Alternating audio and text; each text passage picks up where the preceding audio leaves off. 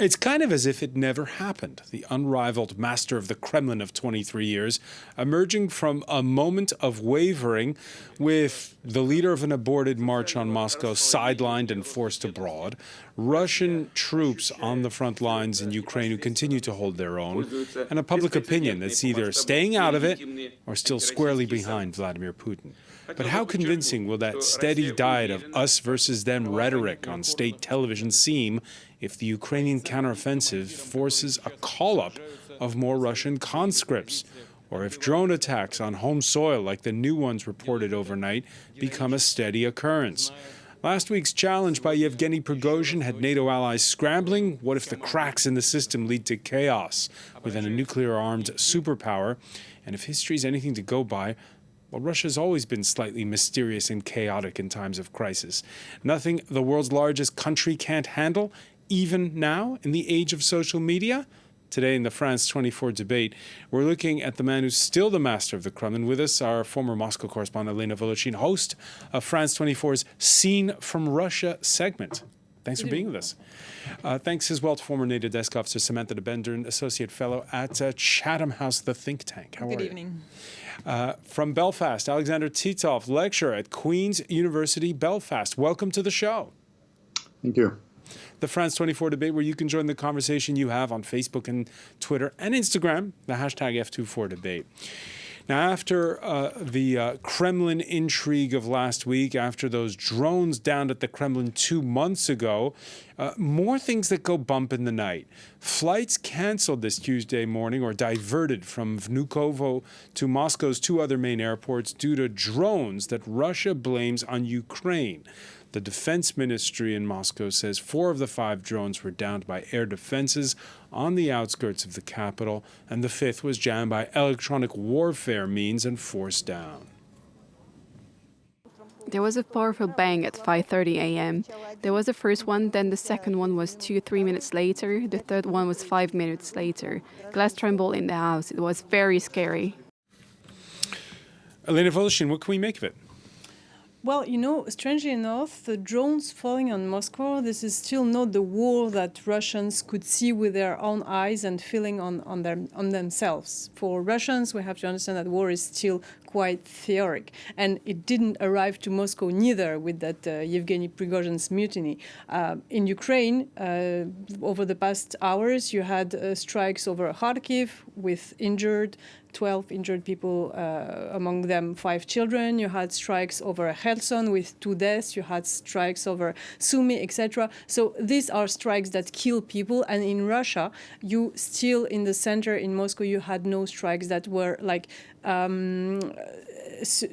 efficient enough, if I may say, in order for Russians to realize what a war is. So now what they see is the moves from their authorities to arrive very quickly on location, to clean up the scenes. Their televisions are showing them that everything is under control. So the effort televisions are reporting on it. Yes, of course they are, but the scene is one of it's not a crime scene. It's like nothing happened. It's usual. It's okay, and the Russian authorities can deal with that. This is the message that is spread and maintained by propaganda, and Russians actually still believe in it. Samantha Ben, the drones, Russia blames Ukraine. Is it possible for Ukraine to launch those drones from their territory? Well, theoretically, Ukrainians do have new drones that could travel that far, but the consensus seems to be that the drones that have fallen on Moscow so far, both the ones that hit the Kremlin, the ones that hit the Rublevka, the sort of chic quarter just in the suburb of Moscow, and the latest ones could have been launched from inside Russian territory, either by some of the sort of armed opposition that we've now seen, or from Ukrainian operatives operating from inside Russian territory. But theoretically, yes, they could reach Moscow with some of the new drones, but they would have to go across a large swathe of Russian territory without being intercepted by air defense. So the likelihood seems to be that they were actually launched from within Russia. Who would launch them? Well, a lot of people can launch them. Ukrainians do have operatives working inside Russia. This is sort of been a kind of untold secret since the beginning of the war. It's very easy for Ukrainians to operate in Russia because they speak fluent Russian, they can pass off as Russians, they have a network of sympathizers within Russia. It could also be some of the people who we've seen, like the Free Russia Legion or the Russian Volunteer Corps. These are the anti-Putin Russians fighting in Ukraine on the Ukrainian side who have launched attacks on the Russian-Ukrainian border in Russian towns. They can also have a network within inside Russia. So there are a lot of different possibilities as to who could be launched. Is the idea to create a nuisance, or is there a specific target? Well, I think there have been different targets according to some of the different attacks. There were 2 attacks on the Kremlin.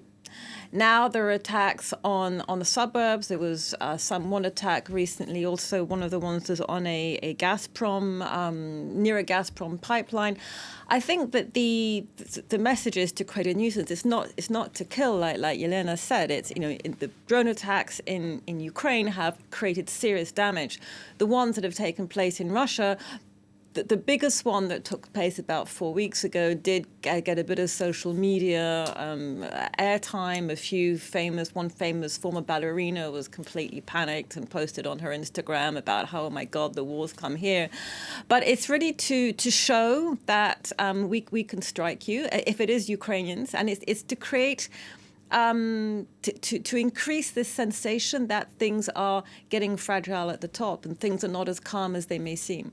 All right, so still mystery over who did it. And, Russia's president sticking to schedule with several public appearances, including a virtual summit of something called the Shanghai Cooperation Organization.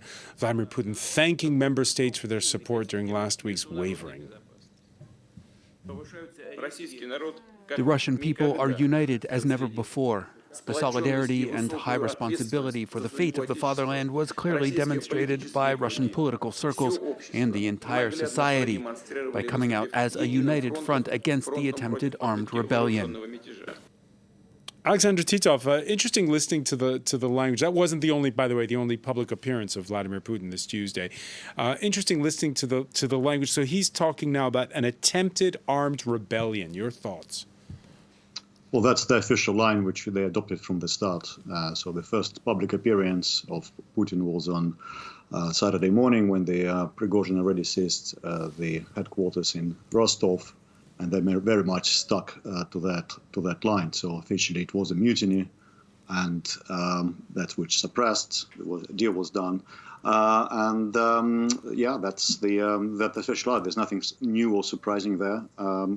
The only kind of surprising things is perhaps what's happening with the actual mutineers. There's so many reports, rumors, but nothing concrete yet. And they seem to be still staying within the Russian territory, even if Prigozhin himself has been forced to leave Russia, although he has been reported also to be reappearing there occasionally in St. Petersburg and possibly Moscow. So, because there's a lot of those mutineers, they wouldn't go unnoticed. Where are they? Well, they are in their camp. The military unit, they had their camp before. They've been withdrawn back. Allegedly, they were supposed to move to Belarus, at least some of them. It's not clear how many or if any at all will actually be going there, but that's what sort of seemed to be the deal. But clearly the issue here was with Prigozhin rather than Wagner itself. Mutiny was Prigozhin-led. He's been kind of get rid of from the picture. If his does not control anymore the Wagner group, his importance and danger from him is significantly reduced. So that's why they seem to be taking it easy so far. So it seems to be in control of the remaining Wagner group, which are still in Russian territory. The moves by the Russian government have been discreet. Yevgeny Prigozhin's media empire quietly being dismantled, it seems. And even though we just showed you that satellite imagery in Belarus of what could be barracks for Wagner fighters, his personal future is as clear as mud. Prigozhin, who's yet to appear publicly, as Alexander just stated, who on Monday, though, put out his first social media audio message in a week, And there, too, it's kind of a business-as-usual recruitment pitch for Wagner's mercenaries. Today, as never before, your support is needed. Thank you. I want you to understand that our march of justice was aimed at fighting traitors and mobilizing our society. And I think that we were successful with a lot of those things. In the near future, I am sure that you will see our next victories at the front. Thank you, guys. Thank you, guys. Elena Voloshin, what can we make of this? Again, it's just an audio message. We haven't seen him in public. No, we haven't seen him, but we hear him on Telegram. He's like a bit of a fallen angel, you know, like he was the king of the war, he was the king of the mediatic propagandistic empire, and now he's like just a retired, exiled shadow of his fallen angel or somewhere maybe or a in supernova, Belarus. because he was out of the public eye for years and years, and then suddenly we saw him every day. The thing is that, he did not exist for years in Russia, although he was already the head of like the company that owned the parallel mercenary army in Russia. And then he decided to go public, and now he has to go to shade again. So it's a bit difficult for him, you know, just to get rid of the glory and the celebrity. But joking apart, the Russian state can't make it without Wagner at all now. So officially, the three options that Putin gave to Wagner fighters was either to go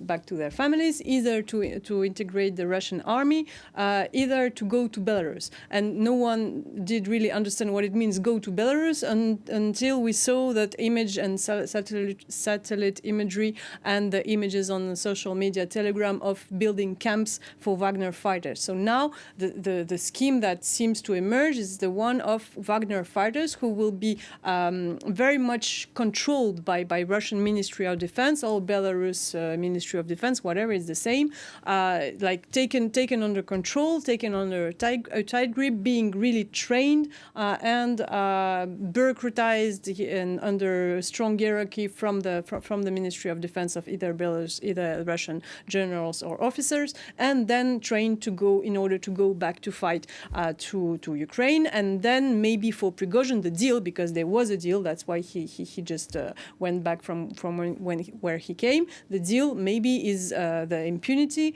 We already seen like all official prosecutions have been dropped. He's still making this audio statement. So now, I mean, we are just reduced to interpret what we have. We don't have much information on that, right? But that kind of scenario seems the most maybe accurate and logic according to the logic of the Russian state. So can you put Yevgeny Prigozhin back in a box? No, I don't think you can. Nobody knows where he is. He's been seen in St. Petersburg. His plane has been seen going back and forth from Belarus. It's a bit like Elvis Presley, you know. Prigozhin's been seen here, Prigozhin's been seen there, but nobody's actually definitely cited him. He said something very interesting. He said in his first media sort of voice audio. This is the one last week. No, the one on Monday, he said, you'll see us back on the front, but we don't really know which front line that means. And there's one thing that's really important for the Russian state and for Wagner, is that Wagner is Russia's strong arm in Africa. Russia is very, very clearly trying to have a public relations and military and political campaign in Africa. You know, it's very present in Central African Republic, in Mali, a bit less in Sudan, but nevertheless present there through Wagner. And Yevgeny Prigozhin was the one who was able to do all the wheeling and dealing, exchange protection services, exchange military services to various African states in exchange for gold, in exchange for mineral rights. This needs a real wheeler dealer, someone who's both a businessman, who understands the criminal underworld, who understands some of the stakes when you're looking at private security or state security. So will Wagner be able to continue operating in Africa as effectively without Prigozhin is the big question, and could be part of the deal. So you're suggesting he's indispensable? I'm suggesting that for Wagner he is, and I think he's made himself indispensable. There's another issue about Prigozhin, and that is a question of why is he still alive? Why was he allowed to get away with this? And Prigozhin has been a key in helping a lot of the key figures around Putin, and probably Putin himself, put their money in safe places all over the world. He knows where a lot of that money is. And there's also a suggestion that he has probably information on certain key people, that this information could be made public if something were to happen to him. So my own interpretation and things that I've read from analysts would suggest that Prigozhin holds something so powerful, both in terms of money and in terms of compromat, information on key people, that he cannot be eliminated yet. Alexander Titov, you agree? Absolutely, the idea is a pure speculation. I mean, he might know something which is so terrible and so forth. I mean, I don't know. It's possible. I just I don't know nothing about that. So I would say that he was a very useful person dealing with delicate matters in abroad. Particularly, I mean, that was the Wagner was created to deal specifically with Syria, and then it was extended to Central Africa, into Libya, into Mali, and so forth. But the key point here is that Wagner without state support is nothing. It's not a private company in the sense of being private, funded by Prigozhin and doing whatever Prigozhin wants. It's funded by the state. It's created by the state to give it plausible deniability in areas where it doesn't want to get involved directly. Including in Syria, where before the Russian troops officially arrived there and so forth. The Wagner's groups, the salaries, I mean, it was an open secret, but Putin said it himself in his one of his addresses since the mutiny, that it was all funded by the Russian state, the salaries. Alexander, while you're talking, we're looking at those images of people taking down the signs on the offices of his Concord group there in St. Petersburg. Yevgeny Prigozhin had his fingers in lots of pies, including a big troll farm, the Internet Research Agency. Is that easily taken over by someone else? Is he expendable? Well, the problem is, obviously he was useful, but since he went against Putin, you have to understand that in Russia, Prigozhin is not a private person. He has a lot of power and influence, but as long as he is played by the rules, he decided that he was too big for that he can challenge the system, challenge even Putin himself, and he got out of the picture. There was a deal done, interim deal. We don't know what the long-term circumstances will be for Prigozhin in the long term.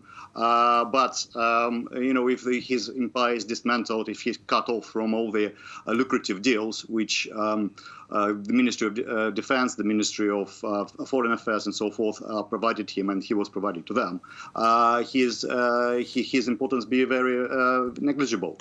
And I think we're seeing just the beginning of this process. It will be a gradual process, and I'm not sure Prigozhin has a kind of bright future, to be honest.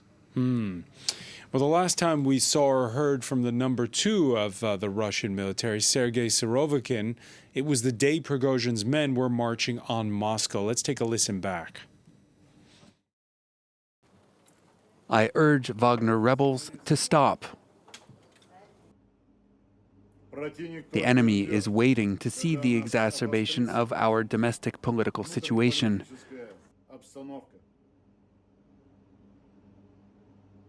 We mustn't play into the enemy's hands in this difficult moment for the country. Now, Alexander, we invited you on because you're a historian, and as you correctly pointed out, we can't speculate on what we don't know about, but tell us about precedent. When you see someone like that disappearing from the public eye for so long, what conclusions in Russia can you draw? We can go all sorts of conclusions of it, but it's, Surovikin, if you look at him, he is an extremely painful person to listen to in public. It's kind of cringe. He's not public relations people. He's been ruled out last time to announce the Kherson retreat from the Kherson, right bank Kherson. He hasn't really been in the public eye ever since, to be honest. When in January, Gerasimov replaced him as the head of the military operation and so forth. So, certainly his really first appearance was to denounce the rebels. So it's possible that there is some kind of changes, and there's a lot of speculation, but there's absolutely nothing concrete about what happened to either Surovikin or to Gerasimov, which has not been very much seen in public since his appointment in January as well either. So yes, there is clearly some rivalries going on within the Ministry of Defense. Shoigu and Gerasimov on one side. Surovikin is this kind of new generation, allegedly connected with Prigozhin. We don't know the level of the link. Prigozhin was very flattering about the Surovikin and so forth. But beyond that, it's difficult to say. Time will tell. I would imagine that there is a lot of thinking going on in the Kremlin now, how to deal with this situation, what to do with the Wagner group, what to do with Prigozhin, what to do with people who might have been connected with it. Well, let me ask Elena Volochin on this, because Elena, your job is to watch television, the Russian television, and are they? Because with these Western media reports that came out that haven't been confirmed that Surovikin has been arrested, are they talking about it on the Russian chat shows, the fact that Surovikin and the head of the military, Gerasimov, have been absent from the public eye? Of course not. They don't mention Surovikin or Gerasimov at all. Gerasimov, it's been ages we haven't seen him on the Russian state media, and the only Alexander was right. The two times we saw Surovikin, the first time was when he was supposedly giving an interview like you. I'm speaking to you, but there was a screen behind the interviewee, and he was just reading the screen, announcing the difficult decision of the retreat. Could it be the same in the clip we just heard? Yes, I think no, because now he was just filmed on the camera, and the other time he was allegedly speaking to a journalist. But it's of course very staged, and the speeches have been written. What we can say about this interview from Surovikin is that there was two special news editions on that night of the when Prigozhin started to enter Russia to go to Moscow.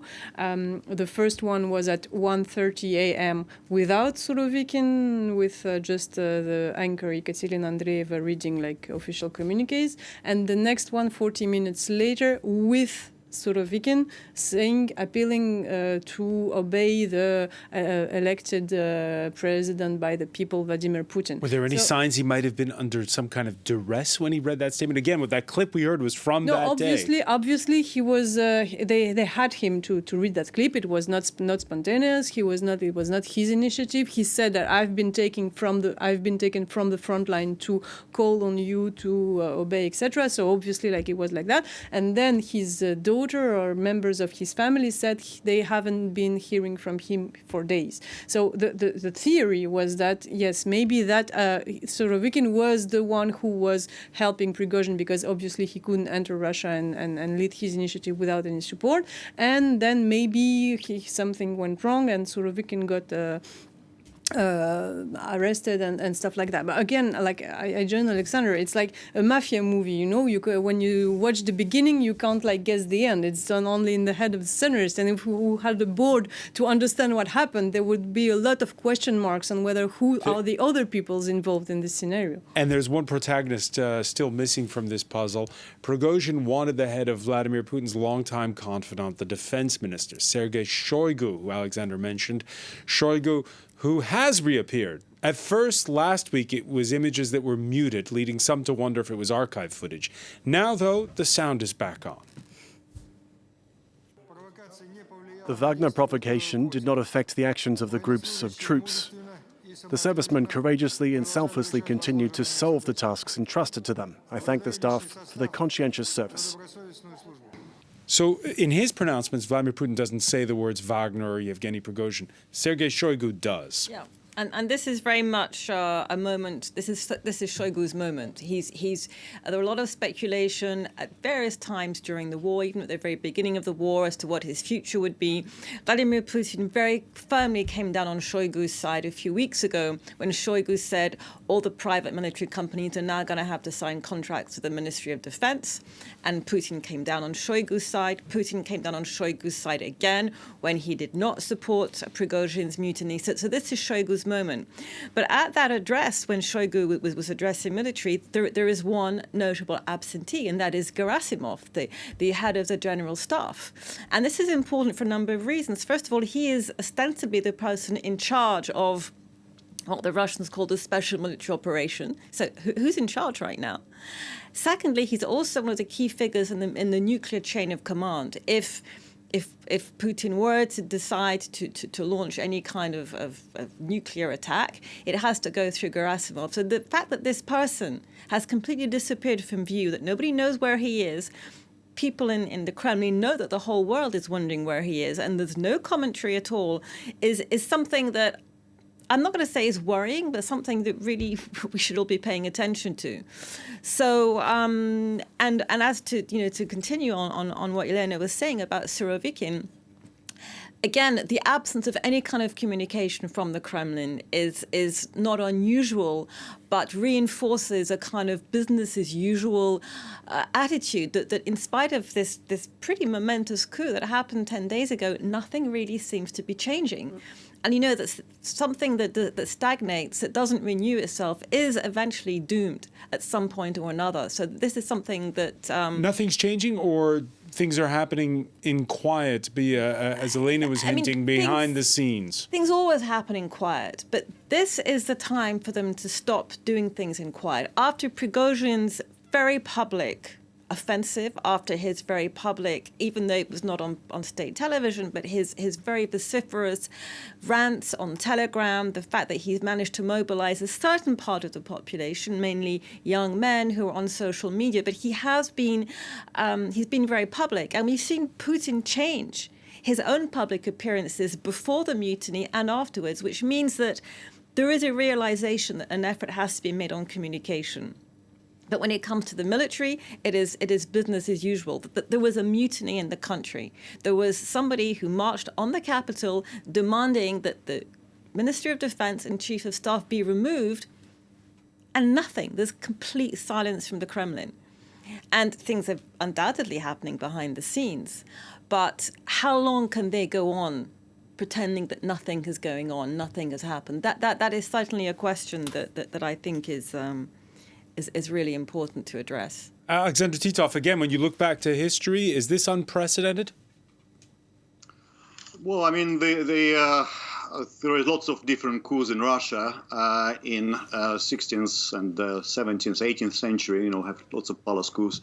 Of course, Kornilov affair in 1817 and so forth. But, since the Soviet times, you have a very subordinate role of the you had Khrushchev quietly forced out by Brezhnev, but that... Yeah, but that's nothing to do with military. The palace... this is not a coup. This is a mutiny by the troops. This is the troops moving and, falling short of their objective, to remove the Ministry of Defense. The key point here is that Prigozhin, was a bit of tight place because, his whole pitch is that the Wagner is the only one who can fight. The whole Russian army is rotten. The Shoigu is rotten. Everything is a disaster. And now, of course, Ukrainians are having real big difficulties with their own much-touted counteroffensive, which is not going anywhere as expected for the Ukrainians. The Shoigu and Gerasimov, in many ways, vindicated by their strategy of not giving in to Prigozhin's hysterical demands about more weapons and troops and so forth to where he wants them, but consolidating them in strategic points where they were expecting Ukrainian real offensive to start and so forth. So Prigozhin, in that sense, was a false start because actually now the Russian army is in the best shape since almost the beginning of the war and been quite successful repelling the Ukrainian offensive. So Prigozhin, in that sense, was caught in no man's land, that his speech to be the only fighting force has been disproven before our eyes. That's why he was going on these incredibly ridiculous assertions in his speech before the coup started, and really kind of run out of the road for himself. That's why it happened. But the key point is that the Russian army is and the state is very much still consolidated. Prigozhin was a one-odd person and also odd company in a sense. They were not designed to be in a conventional war. They were designed to do these things clandestine, where the Russian state doesn't want to get involved in the first place. They were brought, expanded, and then these things backfired. But basically, it's not really the heart of the Russian military. Okay, so the 2 points there that are important. Let's start with the second before we go to the first. Elena Voloshin, when you were covering the so-called Russian-backed militias in eastern Ukraine that have been there since 2014, you were telling us that there's a familiar pattern here, that consolidation, the way Alexander describes it, was the plan all along. Yes, it was not even the Russian-backed militias. It was the Russian militias. They were just basically Russians coming from Russia with a Russian warlord. I was filling inside one of the Russian battalions there, who officially did not exist, by the way, in 2015, or they just they were coming out of the shade saying they were all volunteers, although they were already Russian mercenaries. So the scheme, the regime, the Russian regime, in all its operations, whether it goes public or whether it's like the so-called hybrid war, it operates with the same schemes with different scales. Now we have a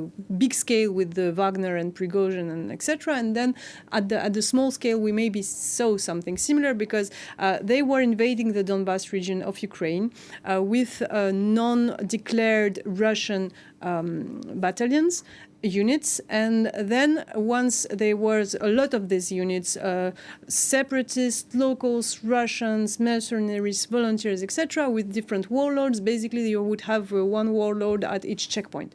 And then at some point, when they let the mercenaries doing the destabilization work and increasing the war thing, then they would have to put order into it. So basically what the Russian army and the Ministry of Defense did is that they created the first corpus of the so-called Donetsk People's Republic Army, which was like officially the local army of separatist army, but it was created by Russia, and then they would have to dismantle all these battalions and integrate them inside this army. And the warlords who were against this operation, because they wanted to keep their power and their control over their battalions, they was threatening to death basically, and they would have like to flee Russia or they were just basically killed. So what happened now with the Wagner group, basically, yes, that's something that's a scheme that I already saw in the Donbass in 2000. And you heard Alexander saying they've consolidated their forces, and for all the intrigue and that's going on inside the Kremlin, Russia's holding its own on the battlefield, at least this past week, and the Ukrainians admit it themselves. They've been successful, Samantha de Bendern, in repelling the counteroffensive to a degree. The Ukrainians making little incremental gains, but that's proving Yevgeny Prigozhin wrong so far. Well, I will slightly disagree with all of that. First of all, the concept of the Russian army consolidating, this is 10 days after the coup.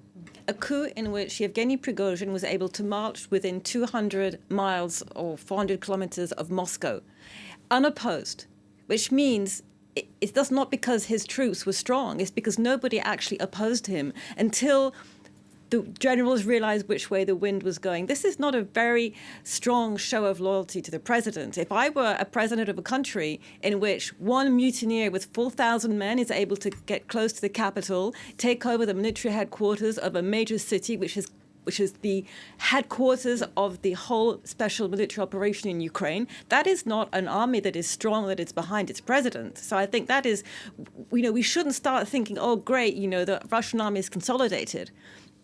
We've not seen massive purges. There's one general who's missing.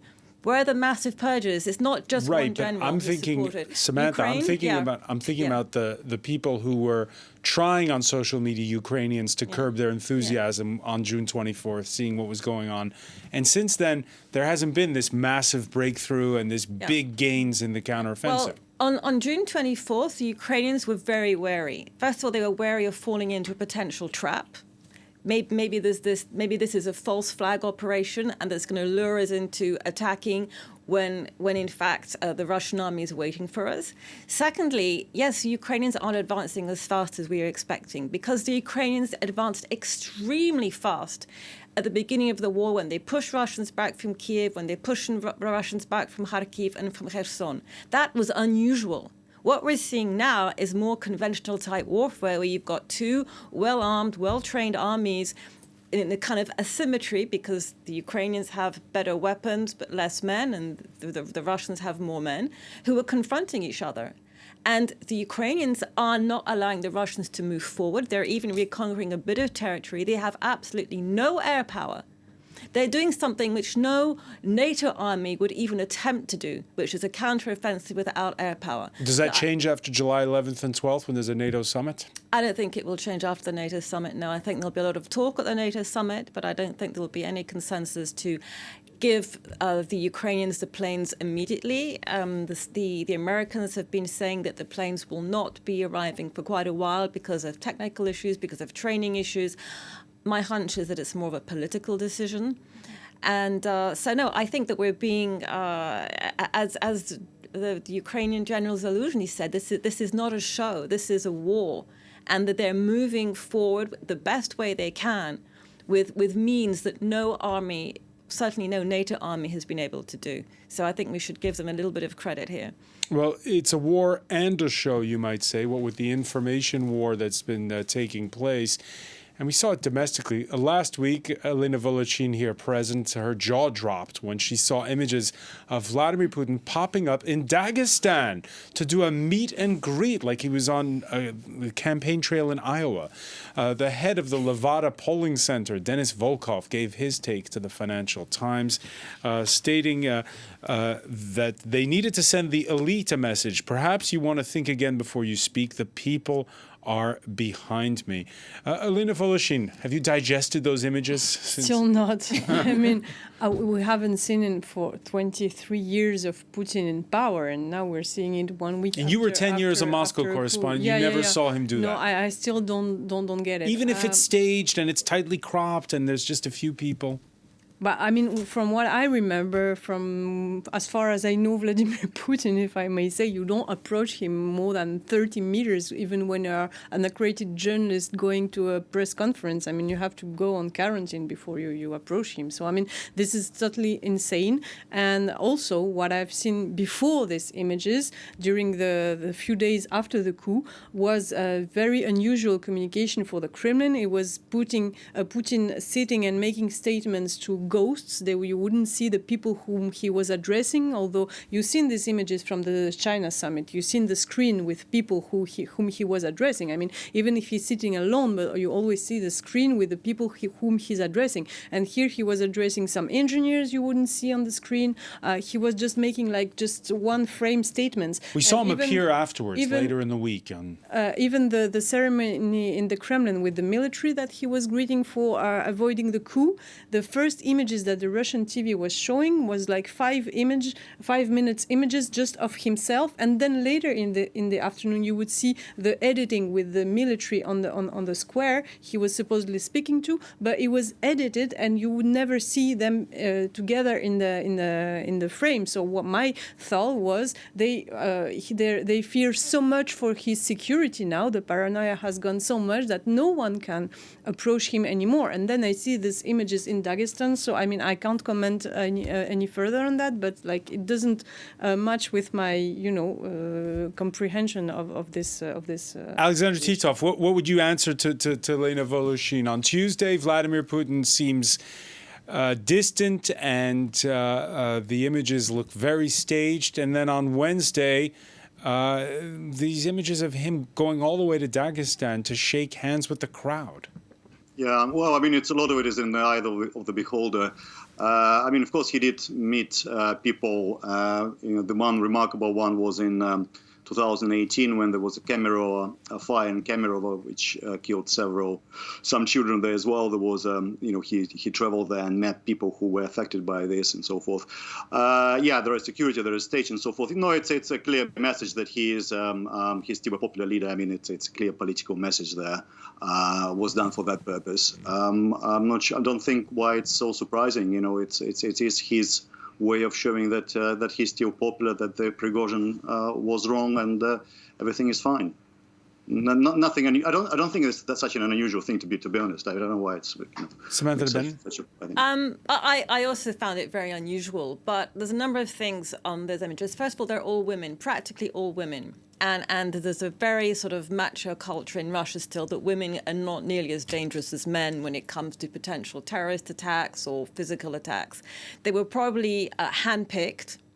And I would also call this the Prigozhin effect. We had images of Prigozhin in Rostov, shaking people's hands, people coming to his car, wanting to have selfies taken with him. He was behaving a bit like a rock star or a president on a campaign trail. So I think that Putin is basically imitating him here. And if it really is Putin, I do believe it was him. A lot of people say it was his double, but I think that's actually irrelevant. A double? A lot of people have been saying that, but I think, which goes to show the kind of atmosphere that there is in Russia. But I think it doesn't really matter whether or not it's his double. The fact is that the Kremlin found it important to show those images, and it doesn't really matter whether it was really Putin or not. If those images were there, I believe it probably was him because there are a lot of, for a number of reasons I won't go into right now, and he's feeling. This is a proof that he's actually feeling tension. So what are his options now? If he's feeling the pressure, if you're, like you said, he's been kind of, you make it sound like he's been frozen with fear the last 10 days, that he hasn't made his move properly yet. If I were him, I would do a big purge and I would make it public. And he's not doing that.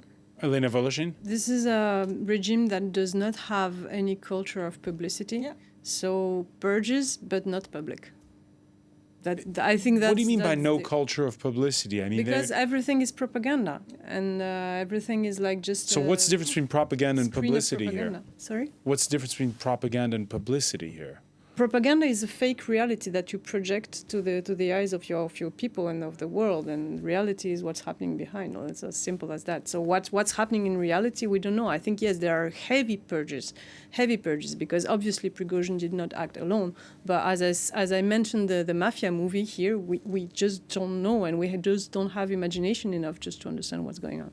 Alexander Titov, if we're looking back at history.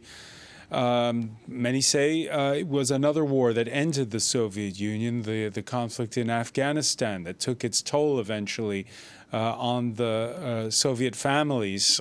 In the current case, it's not yet called a war. It's still called a special military operation.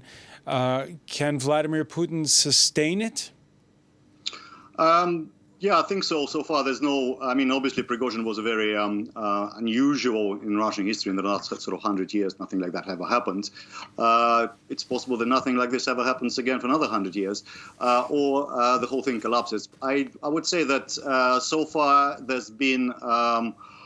They got over the initial shock phase. They have regrouped. They've been doing quite well on the battlefield so far. And the absent of this, extremely kind of unusual and characteristic event, there is no real danger yet to the Putin's regime. And when Samantha de Bendern says do a purge and do it publicly and do it loud. And if he doesn't do what he's going to be toppled down, I mean, it's I don't know. I mean, it's. I think basically this is a kind of a long war. It will go on for years still. They need to maintain the normality in the rear as far as they can, which they have been doing reasonably well so far, despite the sanctions and so forth and drone attacks, etc. And I think kind of for Putin kind of to keep kind of normal appearances is probably more important than having kind of this mass purges, because I mean you can read it so many different ways. If he gives mass purge, that means he's weak. If he doesn't do a purge, that means he's weak as well. But bottom line, that Prigozhin is out of the picture. The Wagner is no longer direct threat, and the Russian military seems to be doing reasonably well despite all this mutiny. Elena Voloshin, the war is going to go on for years, says Alexander. 2024 is supposed to be a presidential election year in Russia. Does that election matter, or or they can just stage manage whatever they want? Yeah, they can stage whatever they want, but they have to keep the appearance of the democracy. Putin has been elected and re-elected and re-elected over the years on one promise he made to Russians. It is stability. So the most important thing for this regime is to show Russians that nothing is changing, nothing is happening. So you were asking the difference between publicity and propaganda. Why wouldn't they make purges public in order to show that they are strong and no one can collapse them? It's just because there is no reason to make a purge because nothing happening. Nothing happens but Russians having to love their president, but Russians having the great country who will win the special operation. And the special operation is not a war, and the special operation is there in order to keep a peace that Russians have, and nothing can affect this peace. And this is the only message that the Kremlin wants Russians to receive. And over the last days, after the 2 days after the coup, they were broadcasting a Council of Ministers who was talking about tourism. So it's just to say that, yes, they want to preserve this appearance of normality, and that Russians just have to keep this in mind. So in 2024, it will be exactly the same scheme with a fake election, with no opposition whatsoever, with fake opposition candidates there to to preserve this appearance of democracy, and that's it. I would say there are only two types of Russians who count in terms of what happens in Russia today. It's the people in power, the Siloviki and the top ministers, and it's the guys with the guns. And the people who marched on Moscow were the men with the guns. These are the people who lap up social media, who lap up publicity. And they're the ones who are going to see that nothing is changing. And when you hear some of the extreme nationalists like Girkin, who is now a military blogger, who was a Ministry of Defense of the Lugansk Republic in 2014, 2015, he's against everyone right now. He's against Putin, saying Putin is too weak. He's also against Prigozhin. Him alone cannot do anything. But this is a debate, so I will interject a little bit of dissent that there are people who can make a difference, not necessarily the kind of difference that the West would welcome, but the people who lap up social media and who are not seeing changes are the same type of people who were marching on Moscow a few days ago. Change could come from Vladimir Putin's left or his right. Samantha de Bender, many thanks. I want to thank as well Elena Voloshin, Alexander Titov for being with us from Belfast. Thank you for being with us here in the France 24 debate.